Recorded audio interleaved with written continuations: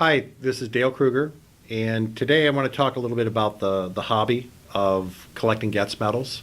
How I've differentiated myself and how I think I can help others is I've taken this to the nth degree. But for anybody who gets involved in a hobby, a reference book is very important. There are two reference books available for GOETZ medals, both by a gentleman named Gunter Keenest. He did the first one in 1967, and then that was updated in 1980. And then book two, which is extremely hard to find, was published in 1986. And I've seen this book available on eBay for $800. When I first got into GOETZ medals back in about 1998, book one I found at a coin show for $40. Book one is usually about $250. So these books can be found, but they're difficult to find. And they are basically a must for the collector. One of the things that I've done, and this is very unusual, is I actually have my medals tested. I have a gentleman that comes up every few months, and he has a machine called an XRF machine, X-ray fluorescence machine. And these machines are, I think, anywhere from 15,000 to 40,000. So you're not going to just have one in the back room. You've got to arrange to have somebody come up.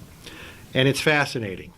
You put the metal in this machine, it shoots off something that would knock an electron out of orbit in the particular metal, and then it would give a reading that would tell you what the exact composition to the 14th decimal of each metal.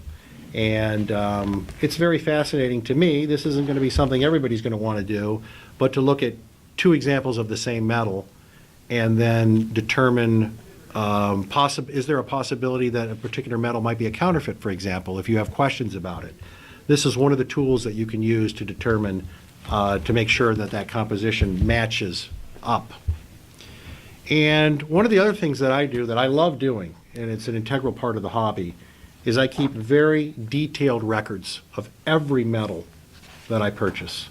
I weigh it, I take measurements of it, I write down notes, who I bought it from, how much it was, and this becomes a fascinating part of the hobby. And this information is very important because if a rare metal becomes available at some time, you can look back and you can determine what that metal should go for and how often it appears.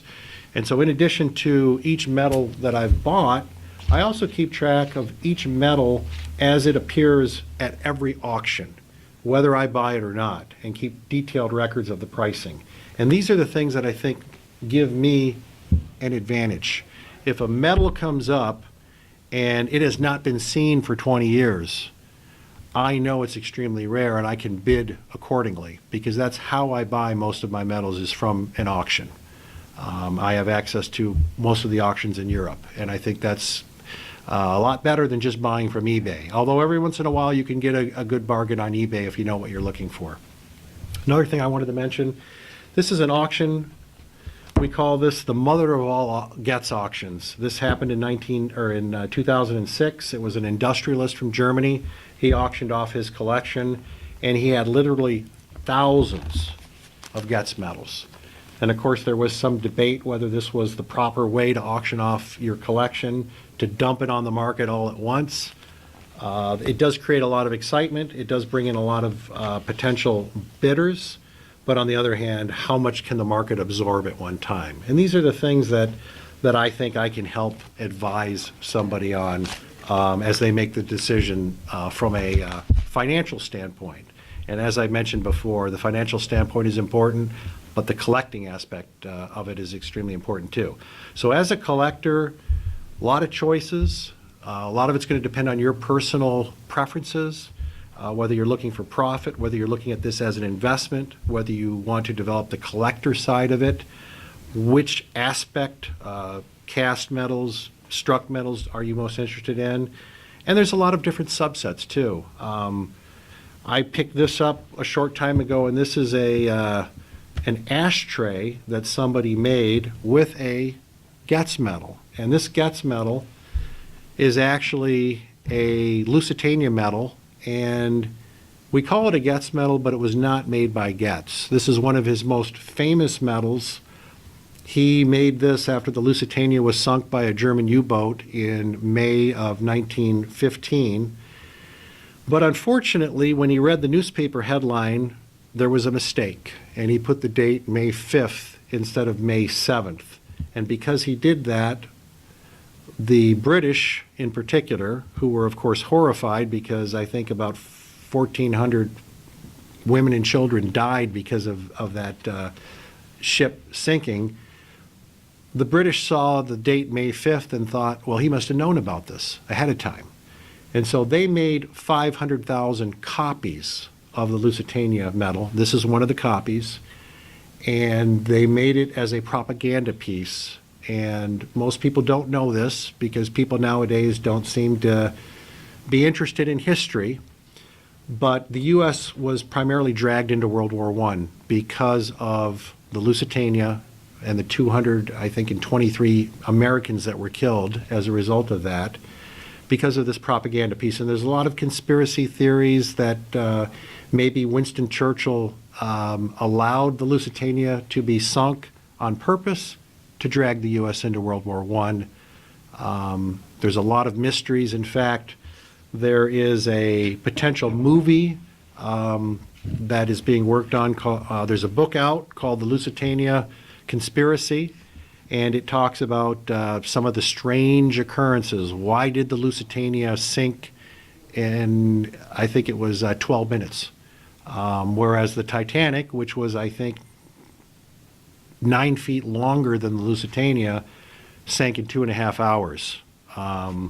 There was a second explosion, and of course the theory is that there were munitions that were being carried by the Lusitania secretly. It was supposed to be a passenger ship, but it actually was being used for wartime purposes.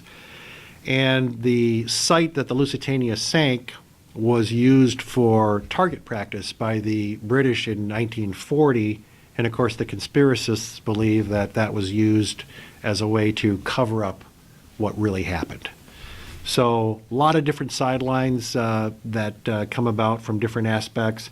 And I will say this also, a little known fact, KARL GOETZ himself was called in front of Congress in the United States in 1923 because of this medal, to explain why he put the date May 5th instead of May 7th.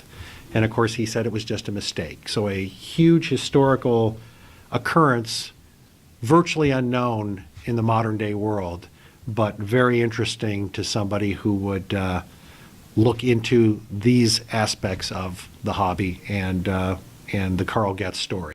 Once again, thank you for watching the video. My phone number, my contact information is on the screen. Would love to talk to you. As I mentioned, the world of KARL GOETZ, the world of medals collecting, is very diverse. There's 100 different ways you can participate, 100 different points of interest, and everybody's different. Everybody's going to have a different interest. But from a historical standpoint, from a political standpoint, from just a collecting standpoint, there's something for everybody. And I look forward to your questions, look forward to any discussion about any aspect. Thank you very much.